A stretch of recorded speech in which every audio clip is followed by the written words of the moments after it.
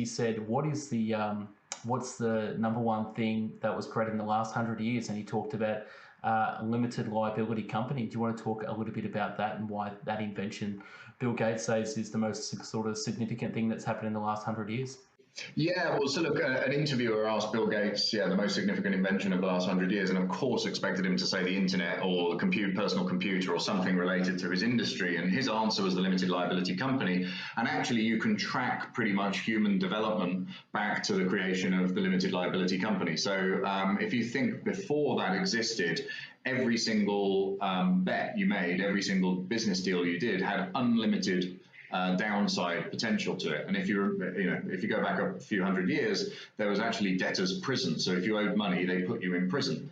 So you could literally go from being moderately wealthy to being in prison over a business deal or trying to set up a business. And so this created, horrible inequality and a very un-entrepreneurial environment. They came up with this idea of limited liability companies, which effectively is creating a legal entity that can behave like a natural person.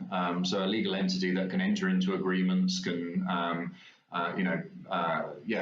behave like a person would, but with downside protection. And of course, all of the ships that used to go abroad and bring back, spices and other exotic things back to the UK could then be formed as limited companies and protect the investors' downside, so they could only lose the money that they invested. And you can pretty much track the entire industrial revolution from that moment forwards. The whole world basically began this massive springboard out of poverty.